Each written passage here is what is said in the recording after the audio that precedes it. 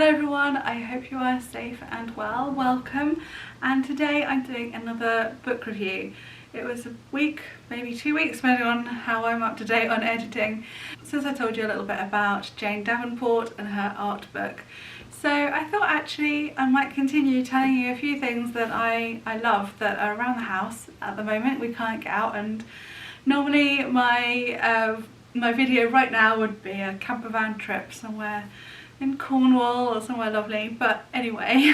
Whilst we are on lockdown, Sara Tasker has been giving us some free prompts from her 15-minute magic course, which I think is just started running again at the moment. So that's why she was back in my mind.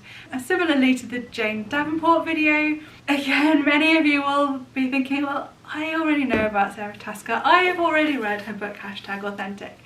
Because to me, in my little bubble of creative business and Instagram and podcasts and blogs, everybody would know about Sara Tasker. But of course, there are people outside of that little world and you might not have heard of her. And so I thought I would do a little video to share what I'm loving at the moment. And I did actually write a book review on my blog of this almost exactly a year ago actually, but I know a lot of my audience on YouTube don't necessarily go to my blog, but if you have seen that before, I'm sorry for the repeated content, but if not, I am sure that you will love this, so I thought I would come along and tell you about it. So the book is #authentic, finding creativity and building a community on Instagram and beyond. #authentic is also the name of her, I think you'd call it probably a creative business podcast. You may have heard of that. She is basically the Instagram queen. Well-deserved title because her photographs are just beautiful. So this book is like a guide to photography as well as Instagram, and I think I found it particularly useful and enlightening because my old fogey age, I learned photography from, well actually I learned it from reading practical photography, amateur photography magazines, and also I did do a photography course at college, but that was mainly about how to process black and white film and that sort of thing. It wasn't very much in the way of how to take photographs. Traditional photography, I suppose, you're always all about all the rules, rule of thirds, and Instagram is a bit different to that. With Instagram you can centre your subject quite nicely in the square because it's all a square grid, not landscape or portrait, and it's just things like how to make ordinary things look beautiful. And in fact, sort of Sarah's mantra in this book is moments, not things, and it's about capturing what's going on in your life, and it's all about telling a story, and that's a completely different sort of photography to what I have practiced. You know, I've practiced landscapes, I've practiced portraiture through my clothing business, and so sort of fashion photography and blogging style photography and that sort of thing. But this is a really good guidebook to how to just make your life look beautiful, I suppose. So yeah, let me tell you some of the chapters.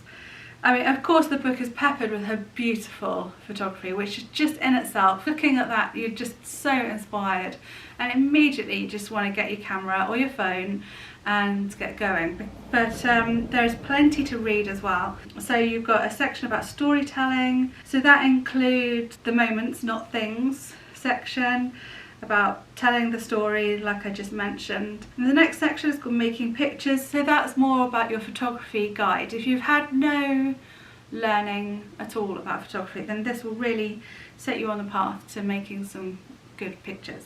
So there's about how you need to take notice of the light and composition, making the most of your phone camera, and also getting off auto mode on your DSLR. So you've got all the choices there. If you've got just a phone to use, then yeah, she recommends just use what you have. You can make great photos on a phone, but also it goes a bit further if you want it. And then the next bit is archiving your life, and this is my favourite section, and she separated this bit into what might interest you. So you've got food and ingredients, and it just shows you how, it's like if you've made a cake, you don't just take a picture of the cake, you lay it out on like a nice slate or marble surface or something, along with a sprinkling of flour and some messy bits of ingredients. You know, it really tells a story of making the cake, not just showing the lovely cake. That sort of thing, and it's all about, and it also got a home section, a bit about family and pets, and also it does include landscapes and nature things and craft and making, so I particularly like that section. And then lastly, sharing your world, and that's more about the practical information about using Instagram as a platform, as an app and a platform. I should have sort of done a disclaimer really at the beginning of this video saying that I am, you've probably picked up on this already, but I am a bit of a fan. I even left Glastonbury Festival to go and see her when she did her book tour in Bristol and did a podcast recording there. So I do actually have a signed copy, which is really cool. And yeah, I did make a fool of myself, of course, because I sort of stood there and half froze and half said the wrong thing, and honestly, you don't see the half of it.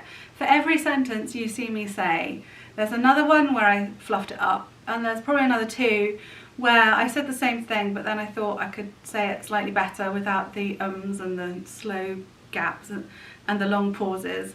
And that's what's great about YouTube, I can just edit that out, but in real life you just have to sort of stand there and take the embarrassment. So that's a bit cringy, and anyway, as I mentioned at the beginning, Sarah is doing via her newsletter this like photography, staying at home photography prompt, which I have been doing, and I have been trying to follow her advice since I bought this book, but it hasn't come easily to me. I don't spot those little moments that could look good in a photograph. So I've been doing these prompts, and it really, already on my Instagram grid, it's already looking so much better just from doing the couple that I've done so far. And it really then as you start to practice, because I think as long as you credit her and tag her in it, I don't think Sarah would mind if you borrow her pictures, as long as you tell everybody that that's what you're doing and you're having a go. And I would recommend that as a good way if you're new to this and you want to engage with people, because that's what Instagram is. It is a social media platform, and what Sarah is just so good at is knowing how to catch people's attention, how to relate to them, how to get people to relate to her, and how to just draw people in. That's what I've struggled with, and that's what Sarah's really helping me with this book. Basically, I would highly recommend this, particularly at the moment if you have an interest in photography, trying something new, having a go at getting better at Instagram. Whilst you can't get out the house, this is the perfect book for right now, because it just shows you the possibilities of what you can do in your own home. So I thought now would be a good time to tell you about it if you hadn't heard about it before. So inspirational. Go and buy it. If you found this little review useful, helpful, or just enjoyed watching, please give it a thumbs up and share with your friends. If you're new here, please hit subscribe and the little bell notification below. There's lots of creativity and fun things like that on my channel, so it'd be lovely to see you again. And thank you for watching. Bye!